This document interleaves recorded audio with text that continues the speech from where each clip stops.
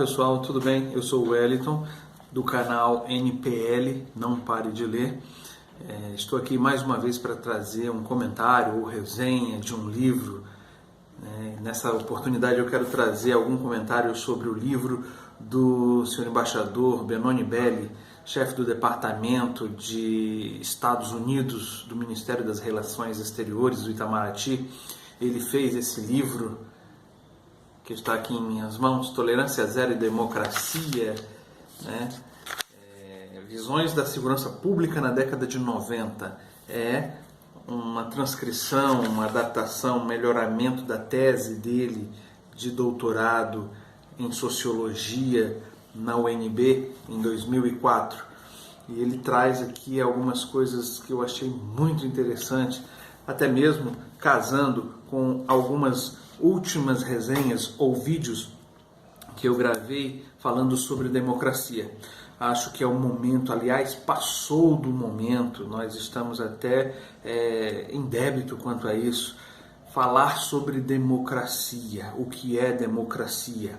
Nós vivemos aí 21 anos de regime ditatorial de 1964 a 1985 e com a redemocratização se falou muito no final da década de 80 e por toda a década de 90 em democracia, democracia, democracia, mas eu creio que foram repetições vazias.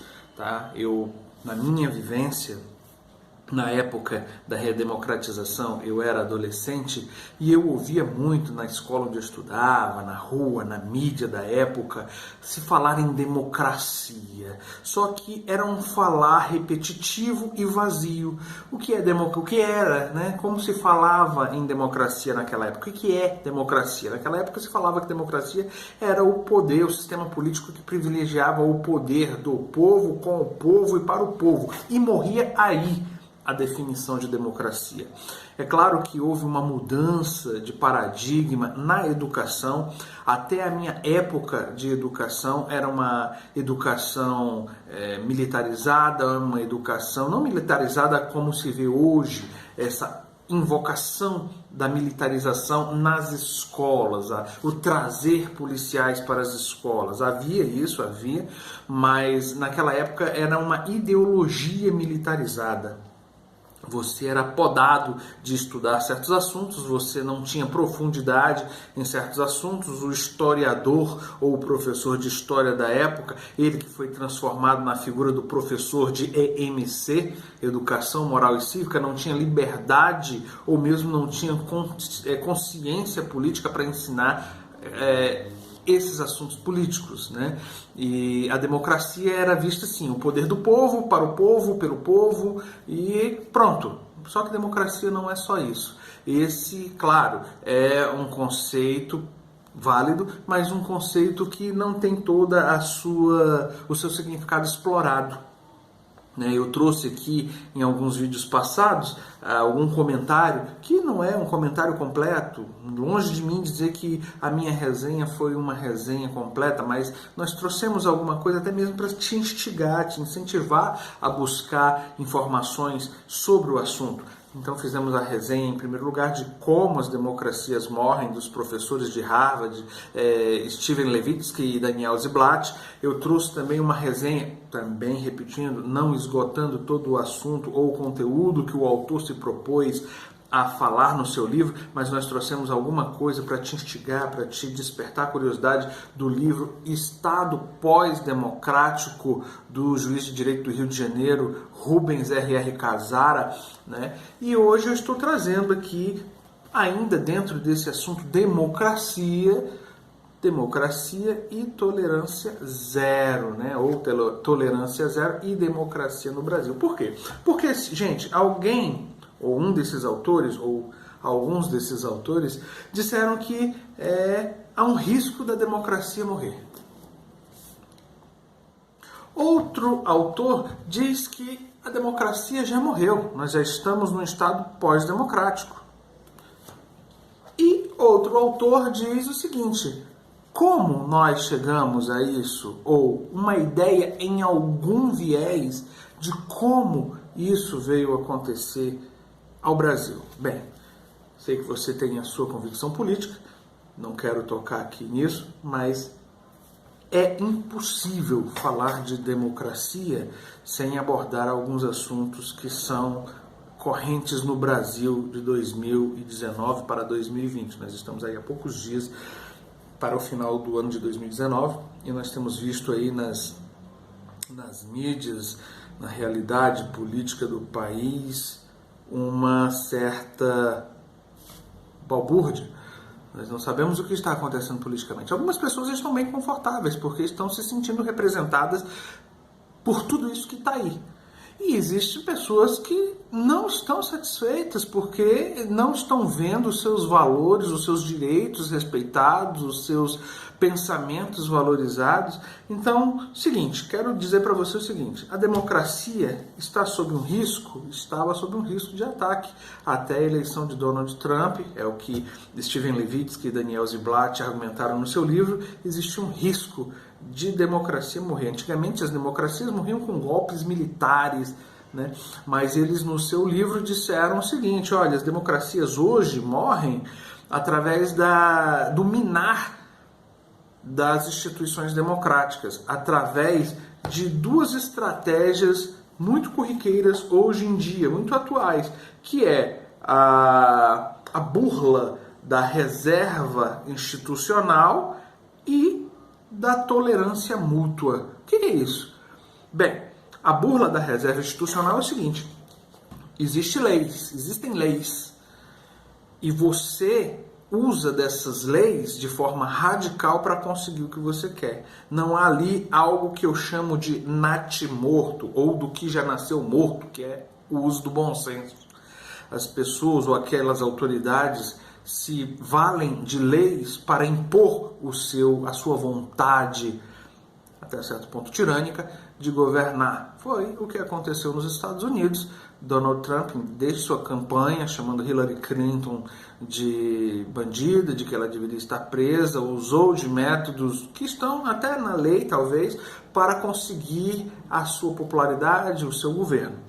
Bem, tolerância mútua é também isso, quer dizer, não existe mais aquele acordo de cavalheiros entre os políticos para dizer o seguinte, olha, eu discordo do que você pensa, mas eu te respeito, vamos disputar na urna, e se você ganhar eu aceito, se você ganhar o pleito eleitoral eu vou te dar os parabéns e vou aceitar. Não, Donald Trump falou o seguinte, se ela ganhar eu não vou aceitar, foi fraude, eu quero recontagem de votos e eu não vou aceitar. Isso é a intolerância e não uso da tolerância mútua. Então, são as duas formas que Steven Levitsky e Daniel Ziblatt falam que, de forma genérica, como é o risco das democracias morrerem.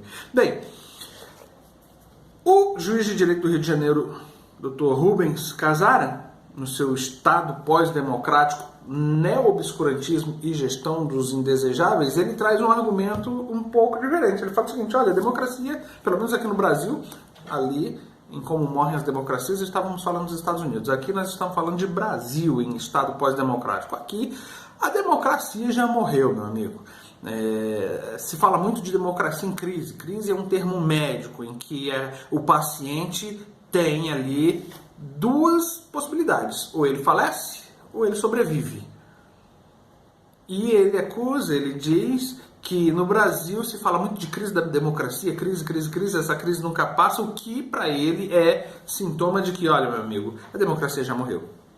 Você já vive num estado pós-democrático, o neoliberalismo já ganhou no Brasil, o governo já não é mais do povo, com o povo e para o povo, é das corporações, para as corporações e com as corporações, né? Sejam elas industriais ou financistas, quer dizer, o banco já dominou ou a indústria já dominou tudo e agora é gerir através de um neo-obscurantismo, da burla das leis, da burla do Estado democrático, da burla da legitimidade das instituições democráticas, gerir os indesejáveis. Quem são esses indesejáveis? São os pobres.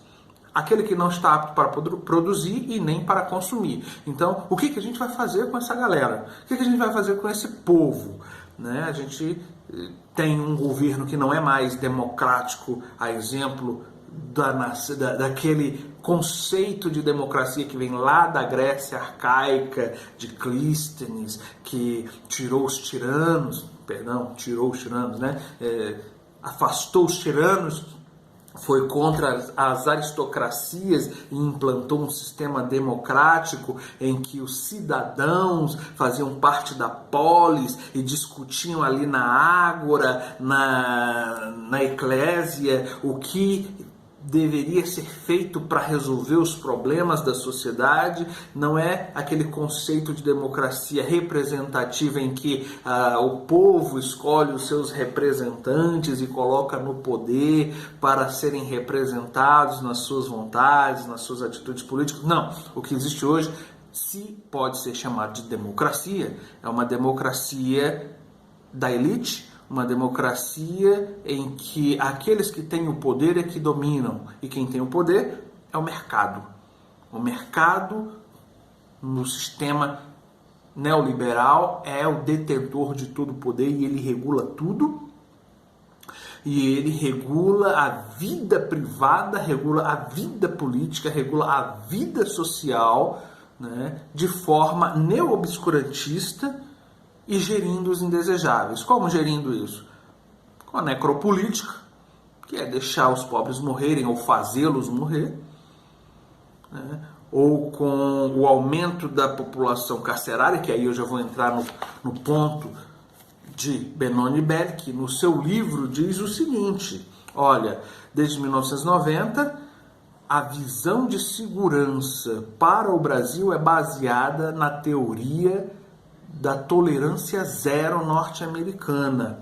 Se ouviu falar muito de 1990 para cá a lei de tolerância zero das instituições policiais no Brasil, nos Estados Unidos, né? E muitos políticos foram para lá na década de 90 aprender como praticar essa tolerância zero nas instituições policiais e trazer para o Brasil, e assim gerir os indesejáveis. E o que a gente vê hoje, de 90 para 2019, é um aumento da população carcerária, que é a terceira ou quarta população carcerária maior do mundo, com 800 e poucos mil, 842, 812, não me recordo bem, mas mais de 800 mil presos num sistema carcerário em que 41% desses 800 e poucos mil presos, 350 e tantos mil presos, sem julgamento, aguardando julgamento, mas preso. O que, lendo o livro de Benoni Belli, nós vamos entender, e também do R.R. Casara, vamos entender que é a forma que o Estado neoliberal tem gerido os indesejáveis. O argumento de Benoni Belli é o seguinte: olha, talvez a democracia nunca existiu no Brasil. Talvez redemocratização foi só um nome bonitinho para jogar na mídia para dizer que os militares saíram e agora os civis estão no poder. Mas redemocratização de fato não aconteceu.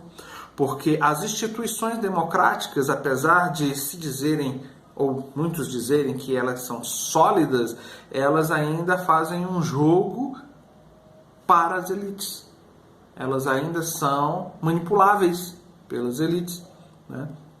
Então Benoni Belli argumenta em certa altura do seu livro que no Brasil ainda não há democracia, porque a democracia ela sugere em que não existem poderes maiores do que os outros. O povo regula os seus próprios poderes através das suas representações, seus órgãos, né? Para garantir a ordem. Igualdade ou ordem? Ordem subentende uma hierarquia de poderes e igualdade uma planificação de poderes. Aonde isso se encaixa na democracia? Então ele diz o seguinte, na teoria de Benoni Belli, no seu livro Tolerância Zero e Democracia: olha, com a redemocratização, entre aspas, o que acontece? O poder de violência do Estado, que é utilizado pelas suas forças policiais, só teve um redirecionamento. Porque antes o poder do Estado, o poder de violência do Estado através do Exército e das suas polícias, era utilizado contra os seus inimigos políticos. Era o Exército contra aqueles ditos subversivos, era o Exército, a polícia contra aqueles ditos terroristas. Com a redemocratização, ao invés de ter uma baixa de torturas, uma baixa de execuções sumárias, ou não só uma baixa, mas se subentende-se que num Estado democrático isso seja eliminado, seja tirado de cena totalmente. Ditadura combina com tortura, com execução sumária. Então, se houve uma redemocratização, pela lógica de Benoni Belli, não deveria existir mais isso. E de 85 para cá, os índices de tortura oscilam, ou dependendo do ano, dependendo do governo, dependendo de certas situações, vai baixando ou vai subindo, e nunca se vê eliminado. Então você vê execuções sumárias no morro, você vê execuções sumárias, como ele cita no seu livro, né? Na década de 90 houve Vigário Geral, Candelária, houve vários outros execuções sumárias. População sendo eliminada pelas forças policiais, sendo eliminada pelo poder de Estado, vamos colocar assim. Então, segundo a sua teoria, o que houve foi só um redirecionamento. Aquela violência, aquela prática abusiva, autoritária que era das forças policiais, do Exército contra os inimigos políticos, foi voltada agora para um outro alvo: as populações pobres, as minorias, os pretos, os pobres e os desvalidos, uma forma de gerir o Estado, controlar socialmente o Estado em benefício do mercado, em benefício de uma visão capitalista neoliberal e de mercado. Então, é interessante toda a argumentação que ele usa no livro dele com relação ao uso das torturas, o uso das prisões, a justificação da violência, com apoio da população. Porque o que acontece é o seguinte: se usa o discurso de segurança para conseguir votos. Em 1990, lá em Nova York, o prefeito de Nova York implantou a lei de tolerância zero, a ideologia de tolerância zero, em que as polícias iam contra até alunos que matavam aula e prendiam esses alunos. Quer dizer, a lógica é o seguinte: os pequenos crimes têm que ser combatidos para que eles não deem margem para grandes crimes.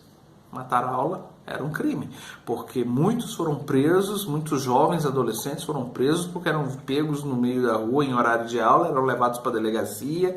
Muitos pequenos crimes que não justificavam certas penas ou certas atitudes das autoridades eram combatidos de forma exemplar, enquanto os colarinhos brancos nunca eram combatidos. Então, essa tolerância zero, a partir daí, muitos políticos brasileiros da década de 90, ou final de 80, década de 90 e até hoje, usam esse discurso de conseguir segurança para a população através de uma rigidez, de um recrudescimento das práticas autoritárias que já estão dentro da mentalidade do brasileiro, que viveu 350 anos, 400 anos de escravidão e tem a ideia cimentada na sua cabeça de que se resolvem os problemas sociais, econômicos, políticos, com o uso da força e não com o uso do cérebro.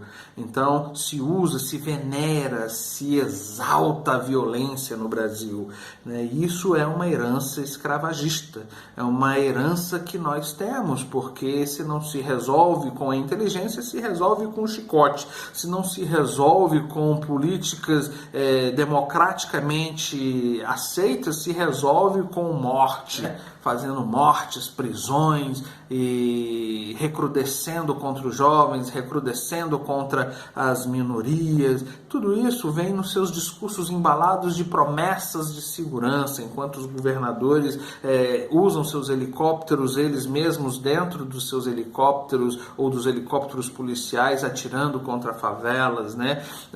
Dispensando mais de 120 tiros contra carros de cidadãos comuns, né? E isso é o seguinte, em bairros pobres, em favelas, né? Porque se define, se escolhe quem é bandido pelo CEP, né? Quer dizer, se fulano mora na zona sul de certo estado onde só tem elite, não, é gente boa. Foi pego usando droga, não, é usuário, é coitadinho, precisa de médico. Mas se for pego na zona leste, zona oeste, zona norte, onde tem periferias, é o seguinte, tá usando ali, vamos matar porque tá com alguma coisa na mão, parece um fuzil, é um guarda-chuva, né? É uma furadeira, é um suporte de microfone, mas tá na zona errada, tá no CEP errado, é bandido. E olha, vou te falar, se tiver a cor aí do hélito, tá ferrado. Tá ferrado, entendeu? Porque vai ser preso mesmo, vai ser morto mesmo, e os políticos ainda têm a cara de pau de dizer o seguinte, olha, troque por uma Bíblia. Bíblia que evoca o uso da religião para a fundamentação das suas políticas violentas, né? Porque o pobre, ele é visto pelas elites de uma forma religiosamente como a encarnação do mal, e para se livrar do mal você tem que exorcizá-lo, e você exorciza usando as forças do Estado pela morte, pela tortura, pelo sumiço. E a gente já viu tudo isso de 21 anos, de 1964 a 1985, e muitas famílias ainda continuam a ver isso. Os seus entes queridos sumindo, os seus entes queridos sendo presos, porque são indesejáveis. Se não prestam para consumir, se não prestam para produzir, têm que ser presos. É o que dá essa teoria de tolerância zero no Brasil, um aumento da população carcerária, onde não se pensa, onde se congela verbas da educação e se pensa em construir mais presídios. É lógico que o crime tem que ser combatido, é lógico que o banditismo deve ser eliminado da nossa vida social, mas existe inteligência para que se faça isso.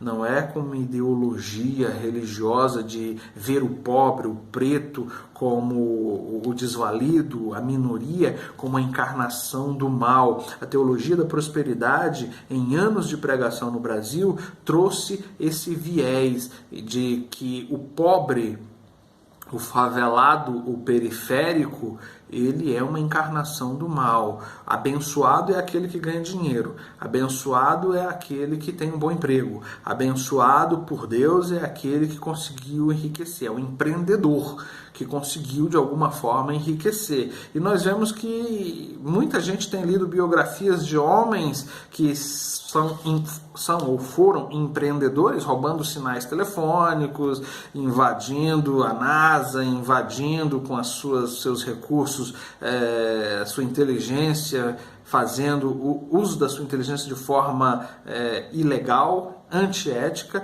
e são vistos como empreendedores. Enquanto o pobre, que não teve condições de estudar, porque 350 anos, 400 anos de escravagismo no Brasil, num país, traz racismo, traz diferenças sociais. O Brasil, que é o campeão, um dos campeões da desigualdade social, o camarada não tem oportunidade de estudar, ele não teve oportunidade de estudar, se conseguiu estudar foi com uma qualidade abaixo da média, e aí agora ele é visto como uma encarnação do mal, porque ele não conseguiu dinheiro. Deus, entre aspas, não o abençoou, então ele tem que ser eliminado.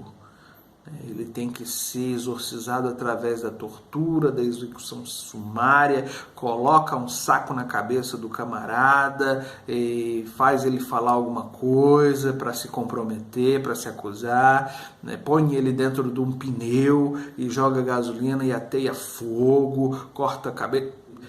essas práticas de tortura e de execução sumária são muitas vezes observadas, praticadas por autoridades do Estado.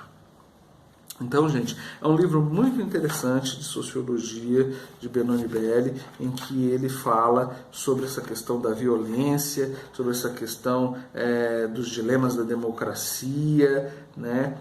Como é que é visto, como é que é praticada a violência num Estado que se diz democrático. Um país que tem uma raiz histórica de abusos, tem uma raiz histórica de escravismo, tem uma raiz histórica de não se fazer um projeto de nação, de não se valorizar a educação. E é preciso pensar a democracia através do que realmente ela é. Como eu falei no início do vídeo, muitas pessoas falavam da democracia na década de 80, final da década de 80, início da década de 90, mas era aquele falar repetitivo da própria mídia em que é o governo, é o sistema político do povo, com o povo, para o povo, e não se vê que a democracia, na verdade, está na guarda de direitos fundamentais, no respeito ao direito fundamental das pessoas, à vida, à liberdade, à expressão, né? Tendo suas instituições governamentais isentas e também reguladas umas pelas outras, né? Conforme a divisão dos três poderes de Montesquieu, cada um fazendo a sua parte, se autorregulando e sendo observados umas pelas outras. O que nós vemos hoje é que existem poderes que querem estar acima de outros poderes. O executivo não está acima do legislativo, o legislativo não está acima do executivo, nenhum dos dois acima do judiciário, e o judiciário não está acima dos outros dois. Mas hoje a gente vê algo totalmente diferente, algo totalmente estranho, anômalo, atrofiado, algo que no Brasil precisa ser revisto, né? Precisa ser revisto, e isso não vai ser revisto por autoridades políticas, não. Vai ser revisto por iniciativas como esse vídeo, você ouvindo, você concordando ou não. Minha pretensão aqui não é de que você concorde 100% comigo, mas que você tenha despertado o seu pensamento e tenha coragem também, de forma ética, a argumentar, né? Porque não adianta impor também. É por isso que é um vídeo público, você assiste se quiser, você valoriza se quiser, você dá o seu like se quiser, você se inscreve no canal se quiser, apesar de que eu peço gentilmente que você faça isso. Eu acho que não está sendo tão ruim assim para você. Mas se tiver, o que eu posso fazer? Não aperte o like, não se inscreva. Mas se você sentir que tem alguma familiaridade com tudo que é dito aqui, se você também acha que está sendo útil para te despertar cognitivamente, para te fazer pensar, né? Uma frase que eu gosto de usar muito: é preciso ser mais inteligente. É uma busca, né? Ninguém é acima de ninguém, mas é preciso buscar ser mais inteligente na sua prática, ser mais cidadão, né? Ser cidadão de uma democracia. Você acha que você é cidadão de uma democracia? Hoje eu costumo dizer o seguinte: eu acho que o falecido sociólogo Zygmunt Bauman, numa das suas obras, salvo engano, Modernidade Líquida, ele fala o seguinte, que hoje, atualmente, as pessoas já não são mais cidadãos, foram substituídas por clientes, consumidores. Hoje, a democracia que se vive parece te transformar menos em cidadão e mais em consumidor. Você tem que consumir, você só é alguém se você consumir, você só vale o que fala se consumir, se produzir, se estiver dentro da lógica de mercado. Pensar fora disso aí te torna um excluído, um indesejável. Pensar fora disso aí te torna uma pessoa abaixo da média. Será que é isso mesmo? Será que se você não se dobrar à lógica de mercado, se você não for adepto da religião do empreendedorismo, você não é mais ninguém? Você só é alguém pelo que você veste, pela sua etiqueta? Você só é alguém pelo carro que você usa, que é dos melhores? Você só é alguém se a sua casa for a melhor? Você só é alguém se o seu emprego for o melhor? Você só é alguém se tiver dinheiro, muito dinheiro na carteira sobrando? Será que você só é um cidadão assim? Ou será que você é cidadão porque você tem as suas liberdades, a sua noção de ética, de direitos e deveres? Será que você vive numa democracia representativa de fato? Ou será que elas existem ainda? O primeiro-ministro da época da Segunda Guerra Mundial, primeiro-ministro inglês, Winston Churchill, falou o seguinte: olha, a democracia não é perfeita, ela não é o melhor sistema, mas é o que nós temos. Dentre todos os sistemas que há, a democracia está à frente, gente. E a gente tem que valorizar. Como valorizar? Sendo cidadão, tendo coragem de se manifestar contra aquilo que você sabe que está errado, ok? Esse vídeo atingiu a marca de 30 minutos, está passando dos 31 minutos, é o vídeo mais longo que eu já fiz aqui no canal NPL. Eu não quero mais me alongar, mas eu quero te pedir aí mais uma vez o teu apoio, dá o teu clique, dá o teu like, né? Se inscreva no canal, se manifeste se você quiser, dando a sua opinião, claro, dentro daquelas regras da civilidade, com educação, com respeito, eu vou te responder. Agora, se você não seguir essas regras de civilidade, eu serei obrigado a te excluir ou a te desprezar virtualmente. Não estou aqui para brigar, estou aqui para tentar buscar consenso cognitivo, de busca de conhecimento. Então, ok? Beleza? Tchau.